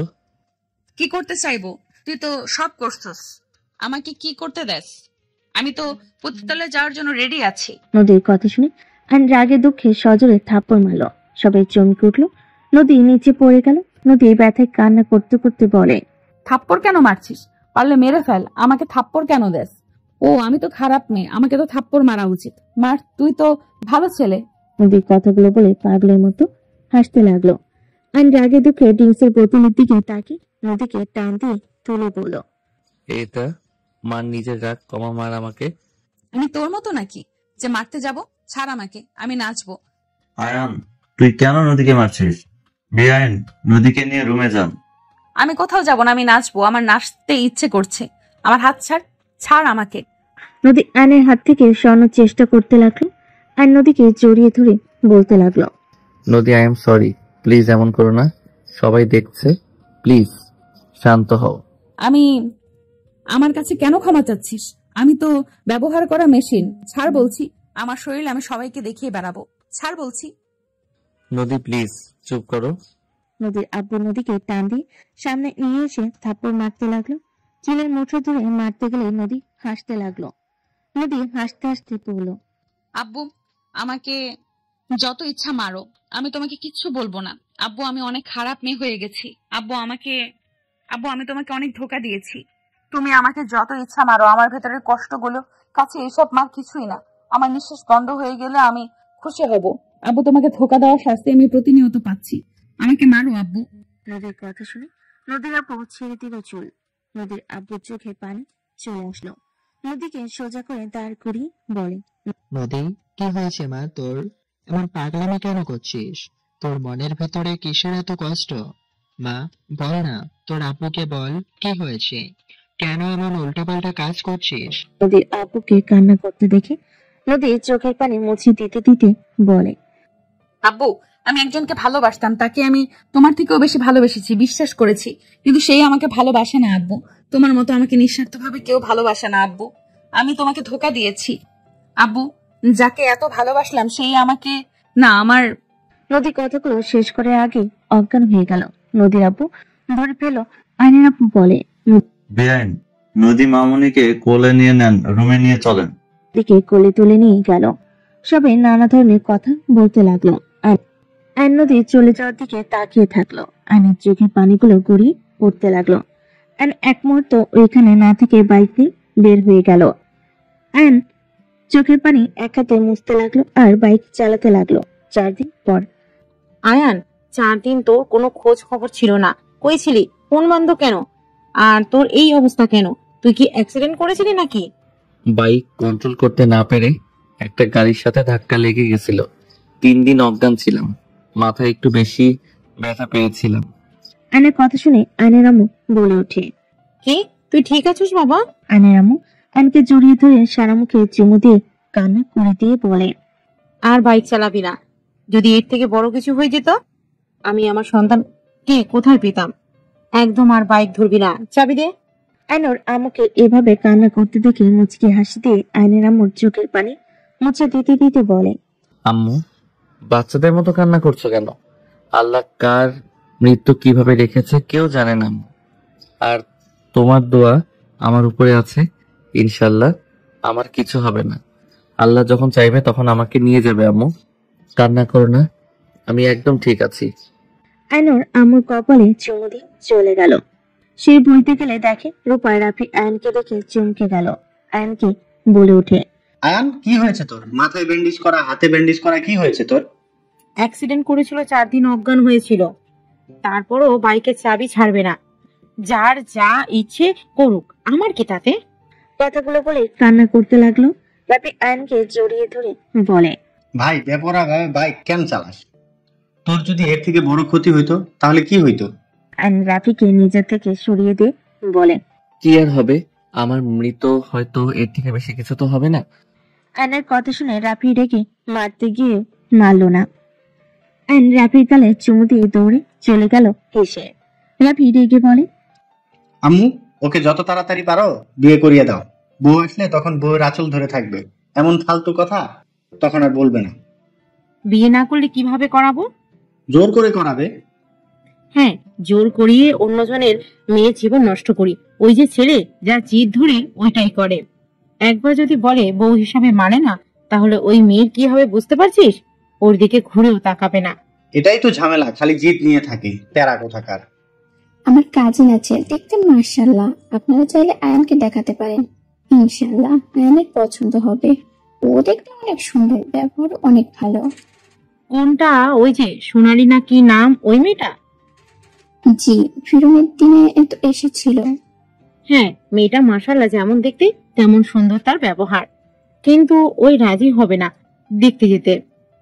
আমরা তো যাচ্ছি, আয়ানকে আমি আমাদের বাসায় নিয়ে যাই। ওখানে গিয়ে আমার কাজিনও তো থাকবে। ওর পরীক্ষা শেষ, দুজন দেখা কথাবার্তা বলতে বলতে আশা করা যায় পছন্দ হবে। সব বুঝলাম, আয়ান কি ওই মেয়েকে পছন্দ করবে নাকি? পছন্দ করবে না কেন? আমার দেবর দেখতে খারাপ নাকি? আমার দেবর মাশাআল্লাহ সব দিকে পারফেক্ট। ওকে নিয়ে যেতে হবে, এখন রাজি করতে হবে। তুমি জোর করলে আশা করা যায় শুনবে, আর না শুনলে একটা প্ল্যান করা যায়। কি প্ল্যান? আয়ানকে বলবো আমি যেতে পারছি না, তোর ভাবিকে নিয়ে যা, আর তোমাদের গ্রামের বাড়িতে যাবে। সেখানে গিয়ে কিছুদিন থাকবে, আমি গিয়ে তোমাদের দুইজনকে নিয়ে আসবো। আরে তোমাকে রেখে গেলে আমার দাদিমারা আমাকে বাসা থেকে বের করে দেবে। আয়ানকে কিভাবে নিতে হয় ওটাই আমি দেখে নেব। সাইড দাও, কাজ করবো। রূপা রান্নাঘরে চলে গেল। রুমে বসে থেকে চোখের পানি ফেলতে লাগলো। চোখের পানি মুছতে মুছতে ভাবতে লাগলো, না, আর কোনো চোখের পানি না। আমি স্পর্শ করেছিলাম দেখে ওই এত মানুষের মাঝে নিজেকে পতিতালয় খারাপ মেয়ে নিজেকে ভাবলো। ওকে আমি ডিভোর্স দিব, পেপারগুলো সাইন করে নেই। পাঞ্জাবির পকেট থেকে ডিভোর্স লেটার বের করে সাইন করে দিল। সাইন করে আলমারিতে লুকিয়ে রেখে হাতের মাথায় ব্যান্ডেজ খুলে শার্ট প্যান্ট নিয়ে গোসল করতে চলে গেল। গোসল করতেই ক্ষত জায়গায় জ্বলতে লাগলো। গোসল তাড়াতাড়ি শেষ করে শার্ট প্যান্ট পরে নিয়ে বের হইলে দেখে ওর ভাবি রুমে বসে আছে। আয়ান বলে ওঠে, ভাবি কিছু বলবেন? আয়ান, আমরা গ্রামে যাব, তুমি আমার সাথে যাবে? এটাই শেষ কথা, এখন তুমি বলো যাবে নাকি? যদি না যাও তাহলে ভেবে নেবো তুমি আমাকে বোন বা ভাবি হিসেবে ভালোবাসো না, তুমি আমাকে পছন্দ করো না, আমাকে ঘৃণা করো। রূপার কথা শুনে আইন পুরো কুচকে তাকিয়ে বলে, ভাবি এইসব কি বলেন? যা বলছি একদম ঠিক, এখন তুমি ভেবে দেখো কি করবে। ভাবি আমার এই অবস্থায় কিভাবে যাব? সমস্যা নাই, তোমার সেবা করার জন্য তোমার ভাই আমি আছি তো। আরে ধ্যাত ভাবি, নতুন নতুন বিয়ে হয়েছে, কোথায় হানিমুনে যাবেন তা না করে গ্রামে যাবেন, আবার এই কাটা ছেঁড়া মানুষকে নিয়ে? আমি এত কিছু শুনতে চাই না। তোমার হাতে ছিঁড়ে যাওয়ার জায়গা কিছুটা তো শুকিয়ে গেছে, কয়েকদিনই ঠিক হয়ে যাবে। আচ্ছা আমাকে বলেন তো, আপনাদের মাঝে হাড্ডি হয়ে যে কি হবে? আমি গেলে অশান্তি হবে, আমি যেখানে যাই সেখানে ঝামেলা হয়। অত কিছু আমি বুঝি না, আর কোনো কিছু শুনতেও চাই না। আচ্ছা ধরলাম গেলাম, আঙ্কেল আন্টি আপনার ফ্যামিলি মানুষজন কেমন চোখে দেখবে আমাকে বোঝেন, সবাই বলবে ছেলেটা কি বেহায়া ভাই ভাবির সাথে চলে এসেছে। পেঁচিয়ে কথা বলে লাভ নাই, আব্বু আম্মু নিজেও বলেছে ওয়েট কল দিন। রূপার আব্বুকে কল দিলেন। নদীর আব্বু কল রিসিভ করে বলে, হ্যাঁ রূপা মা বল। আব্বু আয়নকে নিয়ে গেলে নাকি সবাই ওকে বেহায়া বলবে, এই জন্য ও যাবে না, তুমি ওর সাথে কথা বলো। রূপা আয়নের কাছে দিল। আয়ন নদীর আব্বুর সাথে কথা বলতে লাগলো, আর রূপা ব্যাগে আয়নের সবকিছু গুছিয়ে তুলতে লাগলো। আয়ন কথাগুলো শেষ করে রূপার কাছে দিলে রূপা বলে, খাবার খেয়ে বের হবো। ভাবি তারপর আমার ভালো লাগছে না, প্লিজ। বুঝেছি, আমাকে ঘৃণা করো, ওকে যাওয়া লাগবে না। ধ্যাত ভাবি বারবার কি বলেন, আপনাকে ঘৃণা কেন করব? তাহলে তাড়াতাড়ি রেডি হয়ে আসো। রূপা চলে গেল। আয়ন উপায় না পেয়ে আয়ন খাটে বসে পড়ল। হঠাৎ করে টেবিলের দিকে চোখ গেল। আয়ন চলে গেল, টেবিলের সামনে বসে চিঠি লিখতে লাগলো। লেখা শেষ করে কাগজটা ছিঁড়ে নিল। ডিভোর্সের কাগজ দুইটা একসাথে করে ব্যাগের ভিতর রেখে দিল। আয়ন রেডি হয়ে নিচে চলে গেল। সবার সাথে খাবার খেয়ে আয়নোর আব্বু আম্মু থেকে বিদায় নিয়ে বের হয়ে গেল। স্টেশনে নামিয়ে দিলে তিনজন নেমে সোজা ট্রেনে উঠে পড়ল। আয়ন বাহিরের দিকে তাকিয়ে থাকলো। রাফি রূপা নিজেদের মতো গল্প করতে লাগলো। আয়ন ভাবতে লাগলো, আমরা তিনজন যাচ্ছি, নদী কোথায়? ওনার সাথে তো দেখা করতে হবে, ভাবিকে জিজ্ঞেস করব নাকি? আয়ন রূপার দিকে তাকাতেই রূপা বলে, কিছু বলবে? আঙ্কেল আন্টি যাবে না? ওরা সবাই আগে চলে গেছে। ও আচ্ছা। আর কিছু বলো না। গ্রামে পৌঁছাতে পৌঁছাতে রাত হয়ে গেল। 8টার সময় ট্রেন থেকে নামলো। অ্যান্ড কাঁধে ব্যাগ নিল। রাফি ওদের লাগেজ নিয়ে যেতে লাগলো। অ্যান্ড রূপা রাফির পিছন পিছন যেতে লাগলো। একটা সিএনজি ভাড়া করে 3 জন উঠে পড়লো। বাসার সামনে নামিয়ে দিলে রাফি ভাড়া দিল। রূপা আয়নকে বলল, আসো। অ্যান্ড রূপার সাথে যেতে লাগলো। শত দরজা নক করে দরজা খুলে দিল কাজের লোক। 3 জন ভিতরে গেল। রূপা সবার সাথে জড়ে ধরে কৌশল বিনিময় করলো। সাথে রাফিও সবার সাথে কৌশল বিনিময় করলো। আয়নকে দেখি নদী অন্যদিকে ঘুরে তাকালো। রূপা আয়নকে সবার সাথে পরিচয় করিয়ে দিতে লাগলো। তুলি বলে ওঠে, আয়ন ভাইয়া, তোমার কি হয়েছে? আয়ান, তুমি 4 দিন কই ছিলে? আর তোমার কি হয়েছে? অ্যাক্সিডেন্ট করছিল। 4 দিন আগে হসপিটালে অজ্ঞান হয়েছিল। মাথায় ভালোই ব্যথা পেয়ে হাতে অনেকটা ছুড়ে গেছে। আর রুমে একা একা থাকবে, তাই টেনে নিয়ে চলে এসেছি। রূপার কথা শুনে দাদিমা বলে ওঠে, ভালো কাজ করছো। মাশাআল্লাহ, আমার তো বয়ফ্রেন্ড হিসাবে অনেক পছন্দ হয়েছে। রাফির দিক থেকে নজর সরিয়ে নিয়ে আয়ান তুমি আমার বয়ফ্রেন্ড হবে? দাদিমার কথা শুনে আয়ান সাথে সাথে হেসে দিল। আয়ান দাদিমার সামনে হাত ঢুকে বসে পড়ল। ডিয়ার, অল্প বয়সের সাদা চুলওয়ালা মাইয়া, আপনি কি আমার অল্প বয়সের গার্লফ্রেন্ড হবেন? আয়নের কথা শুনে সবাই হাসতে লাগলো। দাদিমা আয়নের হাতে হাত রেখে লজ্জায় মুখ বানিয়ে বলে, হ্যাঁ হ্যাঁ, আমি আপনার গার্লফ্রেন্ড হতে চাই। আয়ন হেসে উঠে পড়ল। আয়ন বলে উঠে, উফ ভাবি, এত সুন্দর গার্লফ্রেন্ডকে লুকিয়ে রাখছিলেন কেন? গার্লফ্রেন্ড এখানে লুকিয়ে আছে দেখে তো আমি সুন্দর গার্লফ্রেন্ড পাচ্ছিলাম না। যাক, এখানে এসে ভালোই হইল, গার্লফ্রেন্ড পাইলাম অল্প বয়সের। আয়নের কথা শুনে সবাই হাসতে লাগলো। হঠাৎ করে সিঁড়ি দিয়ে নামা মেয়েটার দিকে চোখ গেলে আয়ন চমকে গেল। আয়নকে দেখে মেয়েটা চোখ বড় বড় করে ফেল। আয়নকে দেখে মেয়েটা বলে উঠে, মিস্টার আয়ান, আপনি এখানে? আপনি এখানে? এটা আমার বাসা, আমি এখানে থাকবো না তো কোথায় থাকবো? আপনি কি আমার ফ্যামিলির কাছে বিচার দিতে এসেছেন নাকি? কিসের বিচার? আমি এখানে ঘুরতে এসেছি। আর আপনি এই বাড়ির মেয়ে। আগে জানলে কখনোই এই বাড়িতে পা রাখতাম না। কি হয়েছে আয়ান? সোনালির সাথে তোমার আগে দেখা হয়েছিল নাকি? আমি বিয়াদ্দপ একটা ছেলে। আপু আমাকে থাপ্পড় মেরেছিল রাস্তায়। আয়ন কি বলে? থাপ্পড় খাওয়ার কাজ করলে মানুষ থাপ্পড় মারবেই। আমি চাইলে কিন্তু আমার প্রতিশোধ আমি নিতে পারি। মামনি, যা হবার হয়েছে। আয়ান রূপার দেবর হয়। সোনালি অবাক হয়ে বলে, এমন খচ্চর ছেলে দুলাভাইয়ের ভাই কিভাবে হয়? ভাবি, আপনার কি হয়? চাচাতো বোন। ও, যাই হোক, আপনার সাথে ঝগড়া করার কোনো ইচ্ছে আমার নাই। এখানে ঘুরতে এসেছি, কারোর সাথে ঝামেলা চাচ্ছি না, শান্ত হয়ে থাকতে চাচ্ছি। তুলি, আয়ানকে নিয়ে যা। তুলি আয়নকে নিয়ে চলে গেল। সোনালি চলে গেল। রূপা বলে উঠে, যাক বাবা, এই দুটোর সাথে আগে ঝামেলা হয়ে আছে। বিয়ে কথা বাদ দে, এদের দ্বারা বিয়ে করানো সম্ভব না। বিয়ে মানে? আয়নের সাথে সোনালির বিয়ে ঠিক করতে চাইলাম। ওদের দুজন একে অপরের সাথে কথা বললে দুজন একে অপরকে পছন্দ করবে। উল্টা দেখি এদের মাঝে ঝামেলা বেজে আছে। নদীর দাদিমা হেসে বলে, আরে, ঝগড়ার পরে ভালোবাসা আছে। আর দাদুকে তো আমি আগে সহ্য করতে পারি নাই। আস্তে আস্তে তাকে কিভাবে ভালোবেসে ফেলেছিলাম, তাকে ছাড়া কিছু বুঝতাম না। ও মা গো, দাদিমা তুমি দাদুকে আগে সহ্য করতে পারতে না? রূপার কথা শুনে দাদিমা লজ্জা পেয়ে গেল। সবাই কথা বলতে লাগলো। এদিকে আয়ন তুলির কথা বলতে লাগলো। আর বলো না, তোমার কাজিন একটা ফালতু অহংকারী মেয়ে একটা। আপু তো অনেক ভালো। ভালো না ছাই। বাদ দেন, ফ্রেশ হয়ে নিন। আয়ন ফ্রেশ হতে চলে গেল। ফ্রেশ হয়ে বসে থাকলো। আয়ন ব্যাগের দিকে তাকিয়ে থেকে ডিভোর্সের কথা মনে পড়ে গেল। আয়ন হঠাৎ চোখ বন্ধ করে থাকলো। হঠাৎ করে সোনালি রুমের ভিতর ঢুকে পড়ল। আমাদের বাড়িতে অতিথি হয়ে আসলে আমার বোনের দেবর হয়ে এত তেজ নিয়ে কথা বলে কি হলো? সে তো আমাদের ফ্যামিলির ভিতরে বিয়ে করালে। সোনালি কথাটা বলে জোরে জোরে হাসতে লাগলো। সোনালি আয়নের মুখের কাছে এসে বলল, তোমাকেও আমি বিয়ে করে নেব, তোমাকে আমার স্বামী বানিয়ে ছাড়বো। আয়ন দেখে সোনালিকে ধাক্কা দিয়ে বলে, তোমার মতো মেয়েকে আমি বিয়ে করব? কখনোই না। আমি একজনকে ভালোবাসি আর তাকে সারা জীবন ভালোবাসবো। এত ভালোবাসো যে সেই তোমাকে ছেড়ে চলে গেছে? আজও জানো না সে কোথায় আছে। দেখো গা, তার বিয়ে হয়ে 5 বাচ্চার মা হয়ে গেছে। এখান থেকে যাও, বিরক্ত করো না। আই লাভ ইউ জান। I hate you. ওফ জান, হেট আছে, একদিন লাভ বলবে। অপেক্ষায় থাকলাম মেরি জান। এত বেহায়া কেন তুমি? প্রিয় মানুষকে পেতে যতটা বেহায়া হতে হয় হব, তাও আমি তোমাকে আমার করে ছাড়বো। তোমার কথাটা শুনে কিছু কথা মনে পড়লো, ধন্যবাদ। কি কথা?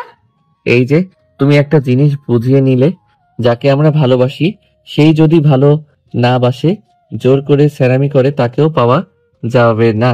তুমি যেমন বলছো, আমি তোমাকে পাওয়ার জন্য যত বেহায়া হওয়া লাগে হব, কিন্তু আমি তো জানি আমি তোমাকে কোনোদিনও ভালোবাসবো না। দেখা যাবে। আমার ভালোবাসা সত্যি হলে তুমি আমারই হবে। এখান থেকে যাও। ভালোবাসি জান তোমাকে। সোনালির কথা শুনে আইন চুপ হয়ে গেল। আইন উঠে দাঁড়িয়ে বলে, সোনালি যাও প্লিজ। আইনের কানে চুমু দিয়ে দৌড়ে চলে গেল। আইন ওর দিকে তাকিয়ে গাল মুছতে লাগলো। আইন ভাবতে লাগলো, তার মানে নদীকে আমি শুধু শুধু বিরক্ত করছি। আমি সেম সোনালির মতো কাজ করছি না, আর এমন করব না। আমি নিজেকে চেঞ্জ করব, যেভাবে হোক ওর সাথে একা একবার দেখা করতে হবে। আইন কথাগুলো ভাবতে লাগলো। 9টার দিকে আইনকে ডাক দিয়ে নিয়ে গেল। আইন সবার সাথে বসলো খাবার খেতে। সোনালি বলে উঠে, ডিয়ার শত্রু, এটাই তোমার জন্য রান্না করেছি। দেখো আগের থেকে ভালো রান্না হয় নাকি? জঘন্য হবে দেখে বোঝা যাচ্ছে। আয়ান, শত্রু বলে কথা, ওর ভিতরে বিষও মিশিয়ে দিতে পারে। আমি আগ্রহ নিয়ে রান্না করেছি আয়ান। আমি তোমাকে বিষ দেব তোমার মনে হয়? তুমি এটা ভাবো কিভাবে? ভাবি, ওনারটা দেন তো। খাওয়া লাগবে না, আমি তো বিষ মিশিয়েছি। মজা করছি, আমি তোমাকে রাগানোর জন্য বলছি। আমি এটা বিশ্বাস করি তুমি আমার ক্ষতি কখনোই করবে না। আয়নার কথা শুনে সোনালি খুশি হয়ে গেল। সোনালি খুশি হয়ে আয়নকে খাবার বেড়ে দিতে লাগলো। নদী এটা দেখে না দেখার ভান করে চুপচাপ খেতে লাগলো। আয়ন সোনালি তরকারি দিয়ে খেতে লাগলো। আয়নের দিকে সোনালি আগ্রহ নিয়ে তাকিয়ে থাকে। আয়ন বলে, মুখের দিকে তাকিয়ে থাকো কেন? প্যাঁচার মতো দেখতে এত ঢং করো কেন? জানো কেন তাকিয়ে আছি? পেঁচার মুখে এসব ভালো লাগছে না। তাহলে খেও না, দাও। এই মজা করছি, ছাড়ো। আয়ন সোনালি দুষ্টামি দেখে সবাই মিটিমিটি হাসতে লাগলো। নদী রেগে বলে ওঠে, হচ্ছেটা কি? খাওয়ার সময় এত ঢং করছিস কেন রে সোনালি? কি করলাম আপু? আয়ান তো আমাকে রাগানোর চেষ্টা করছে। ঢং দেখে বাঁচি না, কেউ না খাইলে জোর করার কি আছে? যত সব। নদী কথাগুলো বলে রেগে চলে গেল। সোনালি ভ্যাবাচেকা খেয়ে বলে, এই নদী আপু এখন এমন হয়েছে কেন? খালি রেগে যায়। বাদ দাও ওর কথা, তোমরা খাও। সবাই মিলে খেতে লাগলো। খাওয়া শেষ হলে আয়ন হাত ধুয়ে উঠে চলে গেল। রুমে গিয়ে হাঁটাহাঁটি করে ঘুমিয়ে গেল। সকালে সোনালি ডাকি ঘুম ভেঙে গেল। আয়ন লাফ দিয়ে উঠে বলে, কি হয়েছে, ডাকছো কেন? কত ঘুমাবে? ওঠো, ফ্রেশ হয়ে নাও। সকালের গ্রামটা ঘুরতে অনেক ভালো লাগবে তোমার। ওঠো। যাও, আমি আসছি। আয়ন উঠে ফ্রেশ হতে চলে গেল। ফ্রেশ হয়ে সোনালির সাথে বের হয়ে গেল। সোনালির সাথে সারাদিন ঘুরে দুপুরে বাহিরে খেয়ে বাসায় চলে আসলো। বাসায় আসলে নদী বলে ওঠে, কি রে সোনালি, দিন দিন বেহায়া হয়ে যাচ্ছিস নাকি? একটার পর একটা পুরুষের সাথে সারাদিন কোথায় ছিলি? পরপুরুষ হবে কেন? ও তো আমার ফ্রেন্ড হয়। প্রথম দিনে তো দুজন যেভাবে উঠলি দেখে তো মনে হইল একে অপরকে সহ্য করতে পারস না। আমি করতে পারি, ও আমাকে করতে পারে না। ইনশাল্লাহ আস্তে আস্তে আমাকে সহ্য করতে পারবে। আয়ান রুমে যাও। আয়ন রুমে চলে গেল। উপাস সোনালীকে বলল, সোনালি সত্যি করে বলবি আয়ানকে তোর কেমন লাগে? হঠাৎ এই প্রশ্ন কেন? উত্তর দে। ভালোই লাগে। কেমন লাগবে? ও আচ্ছা, যা। সোনালি চলে গেল। নদীর রাগ হতে লাগলো। নদী সোজা চলে গেল সাদে। সোনালী আম্মু আয়নকে খেতে ডাকে। সোনালী বলে উঠে, আমরা খেয়ে এসেছি আম্মু, কেউ খাবে না, ঘুমাতে গেলাম। সোনালী রুমে ঢুকে পড়লো। সবাই যার যার রুমে চলে গেল। সবাই ঘুমিয়ে গেলে নদী আয়নের রুমে চলে গেল। রুমে গেলে দেখে আয়ন শুয়ে থেকে ফেসবুকিং করছে। নদীকে দেখে আয়ন বলে, ও আপনি এসেছেন? কি পেয়েছিস তুই? সোনালি শরীর টেস্ট করার ইচ্ছে হয়েছে নাকি? আমার কাজিনের যদি কিছু হয় আয়ান, তোকে আমি জেলের ভাত খাওয়াবো। আমার থেকে খারাপ কেউ হবে না। আমি এতদিন কিছু বলি নাই, আমাকে ভাবিস না সরল, আমি কিচ্ছু করতে পারবো না। নদী আয়নকে অনেক ধরনের কথা বলতে লাগলো। আয়ন খাট থেকে উঠে ব্যাগ নিয়ে কাগজ বের করে নদীর দিকে যেতে লাগলো। নদী রেগে আয়নের গালে থাপ্পড় মেরে বলে, আবারও আমার উপরে ঝাঁপিয়ে পড়বি নাকি? আয়নের মাথা ঘুরে উঠলো আর নিজেকে শক্ত করে নিল। আর নদীর দিকে কাগজটা এগিয়ে দিয়ে বলল, আমি এটা দেওয়ার জন্য আপনার সামনে দাঁড়িয়েছি। কিসের কাগজ? ডিভোর্সের। আয়নের কথা শুনে নদীর বুকের ভেতর কেঁপে উঠলো। আর নদীকে বলে উঠলো, এই যে কলম, সাইন করে দেন। আমি বুঝতে পারছি আমি অনেক বড় ভুল করেছি, আপনি এটা সাইন করে দেন। আপনাকে প্রমিস করছি আর কোনোদিন আপনার কাছে যাব না। আমি আপনাকে ভালোবাসার কথা বলবো না। আপনি যে আমার ভালোবাসার মানুষ ছিলেন আমি ভুলে যাব। সাইন করে দেন। আর সেই দিনের ব্যবহারের জন্য আমি ক্ষমা প্রার্থী। আমি কখনোই ভাবতে পারি নাই আপনাকে স্পর্শ করার জন্য আপনি পতিতালয় যেতে চাইবেন, নিজেকে খারাপ মেয়ে বলবেন আর সবার সামনে নিজের শরীর দেখাতে চাইবেন। বিশ্বাস করেন, আমি যদি জানতাম এমন কিছু করবেন, আমি আল্লাহর কসম আপনার আশেপাশেও আমি যেতাম না। আমি ভেবেছিলাম আপনি আমাকে এখনো একটু হইলেও ভালোবাসেন।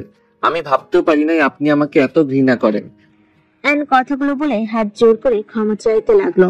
নদীর চোখের পানি গুলো টলমল করতে লাগলো। আয়ন বলে ওঠে, আপনি যদি চান আমার ভুলের জন্য আমি আপনার পায়ে ধরে ক্ষমা চাইতে পারি।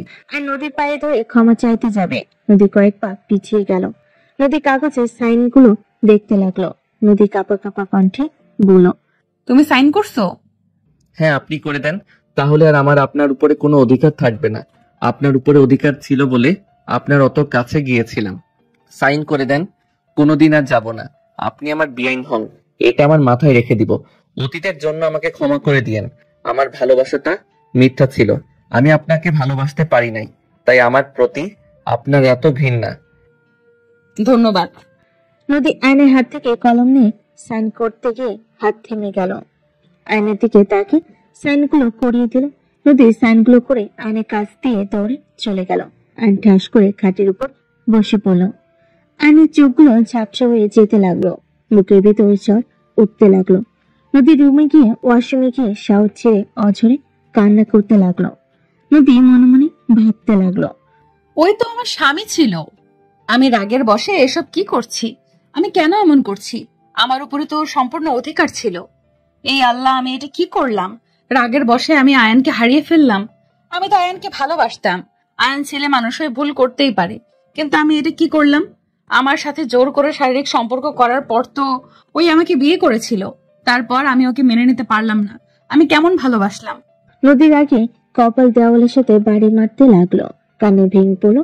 এদিকে আয়ন কাগজটা বুকে জড়িয়ে কান্না করতে লাগলো আর মনে মনে ভাবতে লাগলো, একদম কান্না করব না। যে আমার না তাকে কেন জোর করে রাখবো? চলে গেছে, ভালো হয়েছে। আয়ন কাগজটা ব্যাগে লুকিয়ে ফেলো। আয়ন খাটের উপর হয়ে শুয়ে পড়লো। সন্ধ্যের দিকে আয়নের ঘুম ভাঙলে আয়ন উঠে ফ্রেশ হয়ে নিল। আয়ন বারান্দায় বসে থাকতে লাগলো। বাহিরের দিকে তাকিয়ে থাকতে লাগলো। সোনালি রুমের ভিতর এসে বারান্দায় আয়নকে দেখে বলল, কি করো? কিছু না। চলো ছাদে যাই, সবাই ছাদে আড্ডা দিচ্ছে। দাদিমা তোমাকে ডাকে, চলো। আয়ন একবার ভাবলো না করবে, পরক্ষণে আবার চলে গেল। সোনালি বকবক করতে লাগলো আর নিজের ভাবনার জগতে পড়ে থাকলো। ছাদে গিয়ে দেখে নদী এক পাশে বসে বারবিকিউ করছে। আয়ন দাদিমার পাশে বসে পড়ল। দাদিমা বলে ওঠে, বয়ফ্রেন্ড এত রুমের ভিতরে থাকতে কেমন লাগে? গার্লফ্রেন্ডের সাথে তো একটু কোথাও বলতে পারো। Sorry girlfriend. আয়ন দাদিমার সাথে কথা বলতে লাগলো। হঠাৎ করে নদীর হাতে কয়লা ছিটকে লাগলো। নদী চিৎকার দিয়ে উঠলে আয়ন দৌড়ে নদীর কাছে চলে গিয়ে হাত ধরে আঙ্গুলে কয়লা লাগা জায়গায় দিতে লাগলো। নদী আয়নের দিকে তাকিয়ে থাকতে আয়নের চোখে চোখ পড়তে আয়ন হাত ছেড়ে দিল। নদীর আম্মু হাত ধরে বলে, কিভাবে কাজ করিস? মন কোথায় থাকে? সব কাজই উল্টো পাল্টা করে ফেলিস। নদী আয়নের দিকে তাকিয়ে আছে। আয়ন ওইখান থেকে চলে গেল। তুলি দৌড়ে গিয়ে মলম নিয়ে এসে নদীর হাতে দিতে লাগলো। রূপা সোনালি বাকি কাজ করতে লাগলো। নদী আয়নের পাশে বসলো। আয়ন ওর থেকে কিছুটা সরে বসলো। নদী আয়নের দিকে তাকিয়ে আছে। নদীর চোখের পানিগুলো টপটপ করে পড়ে যাবে এমন অবস্থা। আয়ন সবার সাথে আড্ডা দিতে লাগলো, সবার সাথে মজা করতে করতে খেতে লাগলো। সবাই মিলে অনেক রাত পর্যন্ত আড্ডা দিল। সবাই যার যার রুমে গিয়ে ঘুমিয়ে গেল। সকালে ঘুম ভাঙলে দেখে সোনালি তাকিয়ে আছে। আয়ন লাফতে উঠে পড়ল। ওই এভাবে এত কাছে এসে বসে আছো কেন? তোমাকে ডাকতে এসে তোমার ঘুমন্ত চেহারাটা যা দেখতে না, কি বলবো, মন চাইলো সারাদিন তোমাকে দেখে যাই। এত তাড়াতাড়ি উঠে পড়লে কেন? দূর যাও তো, খালি ফালতু কথাবার্তা। আচ্ছা চলো তাড়াতাড়ি ফ্রেশ হয়ে নাও, নদীর পাড়ে যাবো আজকে। ও হ্যাঁ, আমি তো কিছু ছবি তুলতে চাইছিলাম। ওয়েট, আমি ফ্রেশ হয়ে আসছি। অ্যান্ড কথাটা বলে চলে গেল। ওয়াশরুমে গিয়ে ফ্রেশ হয়ে বের হয়ে ফোন চার্জ থেকে খুলে সোনালির সাথে নিচে নেমে গেল। নিচে গেলে দেখে সবাই বসে আছে। অ্যান বলে উঠল, গার্লফ্রেন্ড চলেন হাঁটাহাঁটি করে আসি। অ্যানের কথা শুনে সবাই পড়ে, আমার কি সেই বয়স আছে? তোমরা যাও। ওকে থাকেন। অ্যান সোনালির সাথে বের হয়ে গেল। নদী ওদের চলে যাওয়ার দিকে তাকিয়ে থাকলো। সোনালি অ্যান সারাদিন ঘোরাঘুরি করে সন্ধ্যার দিকে বাসে চলে আসলো। অ্যান গেট দিয়ে সোনালিকে নিয়ে কথা বলতে বলতে আসতে লাগলো। কি ব্যাপার, গাড়িটা কেমন চেনা চেনা লাগছে? আমাদের গাড়ি না তো। আব্বু আম্মু এসেছে মনে হয়। অ্যান কথাটা বলে যে আরেকটু আগাতে যাবে, সাথে সাথে অ্যান বলে ওঠে, আহ সোনালি, দেখো তো কি কামড় দিল। সোনালি আয়নের পায়ের দিকে তাকাতে দেখে সাপ চলে গেল। সোনালি জ্বরে চিৎকার দিয়ে বলল, আয়ান, তোমাকে সাপে কামড় দিয়েছে? তেমন কামড় দেয় নাই, ভিতরে চলো। বসা করে ঢুকতেই সাথে সাথে আয়নের মাথা চড়ক দিল। আয়ন মাথা ঘুরে পড়ে যেতে নেবে, সাথে সাথে সোনালি ধরে বলে, আব্বু কাকু, আয়ানকে সাপে কামড় দিয়েছে। সোনালির চিৎকার শুনে সবাই দৌড়ে এসে আয়নকে ধরে সোফায় শুয়ে দিল। রাতে আয়নের আব্বু আম্মু আয়নের কাছে চলে আসলো। আয়নের হাত পা ঠান্ডা হয়ে আসতে লাগলো। দৌড়ে নদী এসে আয়নের পায়ে কামড় দেওয়ার জায়গায় মুখ নিতে যাবে, সাথে সাথে আয়ন অনেক কষ্টে বলে, কি করছো, মুখ দিও না। নদী পাগল হয়ে গেছস নাকি? সর ওইখান থেকে, ওর হাত পা বাঁধতে হবে। নদী কারোর কথা না শুনে আয়নের কাটা জায়গা থেকে বিষ চুষতে লাগলো। সবাই চিল্লিয়ে উঠলো। নদীর আপু টান দিলে নদী বলে ওঠে, আব্বু আমাকে ছাড়ো, আয়নের হাত পা ঠান্ডা হয়ে যাচ্ছে। নদী, তুমি কি করছো? তুমি মারা যাবে তো। এইটা নিয়ে পাগলামি করো না, আয়ানকে হসপিটালে নিয়ে যেতে হবে। আয়ন কিছু হবে না আমি থাকতে। আয়ন তুমি চোখ বন্ধ করো না, আয়ন চোখ খুলে রাখো। আয়না ওঠার চেষ্টা করতে গিয়েও পারলো না। আয়নের চোখ দিয়ে পানি গড়িয়ে পড়তে লাগলো। রূপা নদীকে টান দিলে নদী বলে, আমাকে ছেড়ে আপু, আয়নের কিছু হইলে আমি নিজেকে ক্ষমা করতে পারবো না। নদীর কথাগুলো বলে সাথে সাথে পড়ে গেল। আয়ন ওঠার চেষ্টা করলে পারলো না। সবাই দুজনকে ধরে নিয়ে যেতে লাগলো। হসপিটালে পৌঁছে গেলে দুজনকে নিয়ে নার্স চলে গেল। আয়নের আম্মু নদীর আম্মু কান্না করতে লাগলো। সোনালি মনে মনে ভাবতে লাগলো, আমি তো ভালোবাসি, অথচ আমি আয়ানের শরীর থেকে বিষ তোলার সাহস তো তোর কল্পনাও করতে পারলাম না।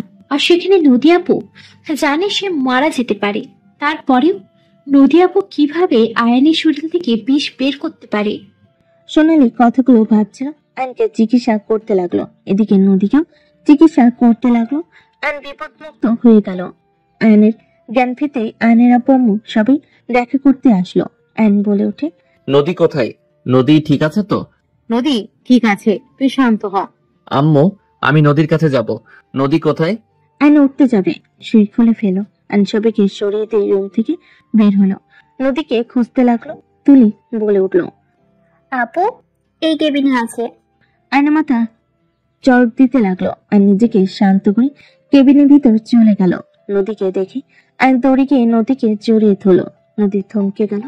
সবাই অবাক হয়ে তাকিয়ে থাকতে লাগলো। আয়ন কান্না করতে করতে বলতে লাগলো, আমাকে তো ঘৃণা করো, তাহলে আমার জীবন বাঁচাতে গিয়ে নিজের কথা কেন ভাবলে না? তুমি তো ভালো করে জানো তোমার মৃত ও হতে পারতো। তুই সব জেনে কেন আমাকে বাঁচাতে এত বড় রিস্ক কেন নিলে? কথার উত্তর দাও, কেন নিলে? আমি তো ভালো ছেলে না, আমি তো খারাপ ছেলে।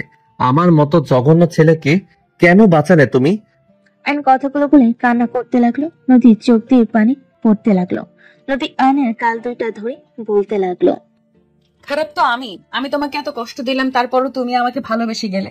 আর আমি তোমাকে শুধু কষ্ট অপমান করে গেলাম, তারপর তো তুমি আমার বিপদে পাশে থাকার চেষ্টা করো। আমি তোমাকে ভালোবেসে বাঁচাই নাই, আমি তোমাকে বাঁচিয়েছি তিলে তিলে মারার জন্য।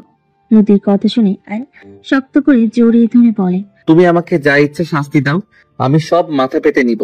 নদী, তুমি চাইলে আমি তোমাকে কোনোদিনও টাচ করব না, তুমি তাও আমাকে ছেড়ে যাও না। আমি তোমাকে ছাড়া বাঁচতে পারবো না। তুমি যা বলবে আমি তাই শুনবো। তাও তুমি আমাকে একবার সুযোগ দাও তোমার আশেপাশে থাকার। আমি তোমাকে প্রমিস করছি, আমি কোনোদিনও তোমার ইচ্ছের বিরুদ্ধে কিছু করব না। আমি তো সেই দিন রাগের বশে ওইগুলো বলেছিলাম। তুমি এতটা কষ্ট পাবে আমি কখনোই ভাবতে পারি নাই। প্লিজ আমাকে ক্ষমা করে দাও। আর নদী দুহাত জড়িয়ে ধরে কান্না করতে লাগলো। সবাই ওদের দিকে তাকিয়ে আছে। নদী কান্না করতে করতে বলে, আমাকে তুমি ক্ষমা করে দাও। আমি রাগের বশে কি করেছি না করেছি আমি নিজেও জানি না। আয়ান, আমি এইটুকু বুঝেছি, আমি তোমাকে আজও সেই আগের মতোই ভালোবাসি। তোমার পাশে অন্য কাউকে সহ্য করার ক্ষমতা আমার নাই। তোমাকে অন্য কোনো মেয়ের সাথে দেখলে আমার মাথা ঠিক থাকে না। আমার মনে হয় আমি তোমাকে ছেড়ে চলে যাব। তুমি আমাকে ভালোবেসো না। আমার নদী আর কিছু বলতে যাবে, সাথে সাথে আয়ন মুখে আঙ্গুল দিয়ে চুপ করিয়ে দিয়ে বলো, কিছু বলার দরকার নাই। আমি তোমার অনুমতি ছাড়া কিছু করব না, প্রমিস। আর আমি হাজার নারীর সাথে থাকলেও আমি তোমাকে কল্পনা করি সবার মাঝে। আমি তোমাকে ভালোবাসি আর তোমাকে মৃত্যুর আগ পর্যন্ত ভালোবেসে যাব।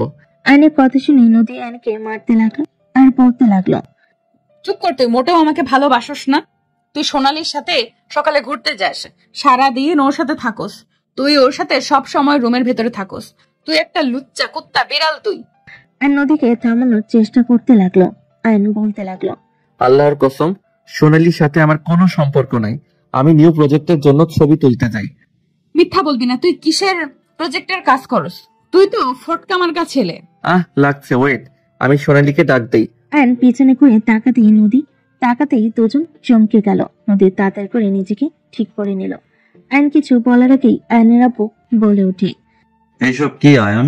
আয়ন মাথা নিচের দিকে তাকিয়ে বলে, আব্বু, নদীকে আমি ভালোবাসি। তোর কি মাথা খারাপ হয়ে গেছে? এসব কি বলো? নদীর সাথে তো তোমার পড়ে নাই। নদী তোমাকে সহ্য করতে পারে না, সেখানে দুজন একে অপরকে কিভাবে ভালোবাসলে? গতকালে তো নদী তোমার জন্য সোনালীকে কথা শোনালো। এসব হচ্ছেটা কি? নদী, তুই তোকে সহ্য করতে পারস না, আর আয়ান তোর ছোট, তুই কিভাবে এই কয়েকদিনের ভেতরে ওকে ভালোবেসে ফেললি? নদীর সাথে আমার এই কয়েকদিনের পরিচয় না। আমি যখন ইন্টার সেকেন্ড ইয়ারের পড়তাম তখন থেকে ওনার সাথে আমার রিলেশন। আয়নের কথা শুনে সবাই হতভম্ব হয়ে গেল। আয়ন বলে ওঠে, তাহলে সে ভাগ্যবতী মেয়ে নদী আপু। আপু, তুমি অনেক লাকি। আয়ান তোমাকে অনেক ভালোবাসে। বাট তুমি আয়ানকে কেন ছেড়ে দিয়েছিলে? আয়ানের থেকে সব শুনেছি। আয়ান কখনো নাম বলে নাই। আয়ান তোমার জন্য অনেক মেয়েকে রিজেক্ট করে দিয়েছে, এমনকি আমিও। আয়ানকে আমি ভালোবাসি, কিন্তু আয়ান আমাকে কখনো পাত্তা দেয় নাই। আয়ান শুধু তোমাকে ভালোবাসে। আমি অনেক চেষ্টা করেছি, আজকে বুঝতে পারলাম তোমাকে আয়ান কেন এত ভালোবাসে। তোমাদের দুজনের ভালোবাসার কাছে আমি হেরে গেলাম। আয়ানকে ভালোবাসি মুখে বলি, তোমার মতো সত্যিকারে ভালোবাসতে পারি নাই। সোনালি কথাগুলো বলে চোখের পানি বারবার মুছতে লাগলো। নদীর মাথা নিচের দিকে করে বলল, সব দোষ আমার। আমি আয়নকে ছেড়ে চলে না আসলে আজ তোকে কষ্ট পেতে হইতো না। আমাকে ক্ষমা করে দিস বোন। কেন ছেড়ে দিয়েছিলে? কেন ছেড়ে দিয়েছিলাম আমি এটা কাউকে বলতে পারবো না, কিন্তু আয়ন যেমনই হোক আমি আয়নকে আজও ভালোবাসি। অনেকবার চেষ্টা করেছি ভুলে যাওয়ার, পারি নাই। আব্বু, আমাকে ক্ষমা করে দিও। নদীর কথা শুনে আয়নের আম্মু বলে, আমি এই ভালোবাসা মানি না। এইটা কোনো কথা হলো? আমিও মানি না। এটা যদি তুলি করতো তাও মেনে নেওয়া যেত। নদীর সাথে আয়ানের কিভাবে প্রেম হয় আমি এটাই বুঝতে পারছি না। আন্টি, প্রেম ভালোবাসা এটা হইতে বয়স দেখে না। আমাদের একে অপরের কোনো সমস্যা না থাকলে তোমাদের কি সমস্যা আমি এটা তো বুঝতে পারছি না। নদী তো 3 বছরের বড়, মাথা ঠিক আছে তোর? 200 বছরের বড় হইলেও আমার কোনো সমস্যা নাই। আমি নদীকে ভালোবাসি আর ওকে ছাড়া কাউকে আমি বিয়ে করব না। আমার লাস্ট কথা, সব দোষ আমার।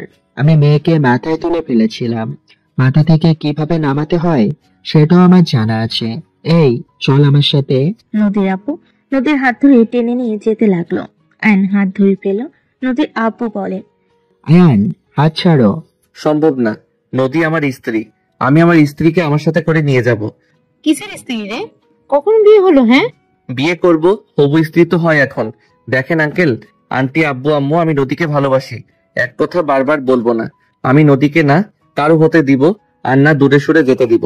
দরকার হইলে একসাথে বাঁচবো, দরকার হইলে একসাথে মরবো। হ্যাঁ আব্বু, হাত ছাড়ো। আমি আর ভুল করতে চাই না। যতদিন বেঁচে আছি ততদিন আমি আয়নের স্ত্রী হয়ে থাকতে চাই।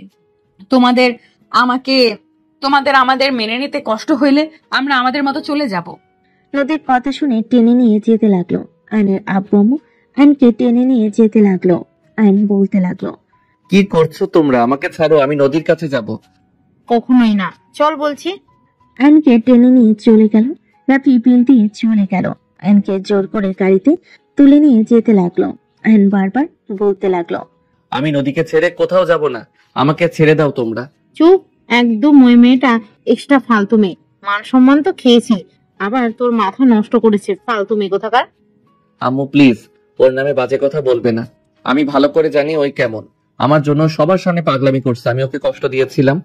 আয়নের কথা কেউ না শুনে নিয়ে যেতে লাগলো। আর এদিকে নদীকে নিয়ে গিয়ে রুমে বন্দি করে রেখে দিল। নদী চিলিয়ে বলতে লাগলো, আমাকে আটকেও না, রেখে কোনো লাভ নাই। আয়ন যখন জেনে গেছে আমি ওকে ভালোবাসি, ওই আমাকে নিতে আসবেই। যেইভাবেই হোক ওই আমাকে এখান থেকে তুলে নিয়ে যাবে। দেখা যাবে। তোমাদের কি সমস্যা? আমরা যদি সুখে থাকি, তোমাদের কোথায় সমস্যা? মান সম্মান আর রাখছস, সবাই এমনিতে সিসি করে বিয়ের দিনের কারণে আবার ছোট ছেলের সাথে প্রেম করস। তোকে দেখলে রাগ হচ্ছে, তুই এখানে বন্দি থাক।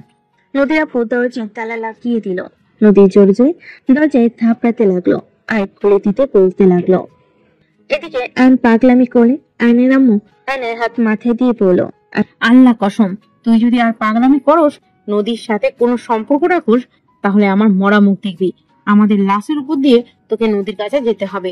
যদি পারো চলে যাও। আম্মু, এইসব কসম কেন কাটছো? আম্মু, আমি নদীকে ভালোবাসি। নদীকে ছাড়া আমি ভালো থাকবো না। কেন বুঝতে পারছো না? চুপ কর, কিসের ভালোবাসা? এইটা আবেগ, ভালোবাসা না। সময় হইলে সব ভালোবাসা জানালা দিয়ে পালিয়ে যাবে। তোমরা যেটা আবেগ বলছো ওইটা কখনোই আমার আবেগ না আম্মু। প্লিজ আম্মু, আমাকে নদীর কাছে যেতে দাও। যা, আমাদের দুজনকে মেরে চলে যা, কেউ ঠেকাবে না। আয়নের আম্মুর কথা শুনে আয়ন সামনের সিটের সাথে মাথা পাড়ি মারতে লাগলো। পাগলের মতো কান্না করতে লাগলো। বাসায় চলে গেলে সবাই নেমে পড়লো। আয়ন চলে যেতে নিবে, তখন আয়নের আপু বলে, চলে যাচ্ছিস তো যা, এসে আমাদের লাশও যেন তুই টাচ করিস না।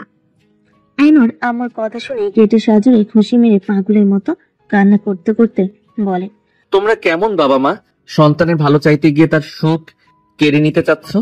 আয়ন কথাগুলো বলে দৌড়ে বাসার ভিতর চলে গেল। 7 মাস পর আয়নের আম্মু বলতে লাগলো, আর কত রুমে থাকবি? বের হও। পাগলের মতো আর কতদিন থাকবি? মেয়ে দেখতে যাবো, তাড়াতাড়ি দাড়ি কাট, চুলগুলো কাটতে চা। আয়নর আমার কথা কিছু না বলে বারান্দায় গিয়ে বারান্দার দরজা লাগিয়ে দিল। আয়নের আম্মু আয়নকে ডাকতে লাগলো। আয়ন কিছু না বলে বইয়ের দিকে তাকিয়ে থেকে পড়তে লাগলো। রাফি বলে ওঠে, আম্মু ছাড়ো। আয়ান, তুই কি আমাদের সাথে যাবি নাকি? আমাদের মরা মুখ দেখতে চাস? আয়নর আমার কথা শুনে রাগে দরজা খুলে বলে, কথায় কথায় কেন মরার হুমকি দাও? তোমরা কেমন বাবা মা?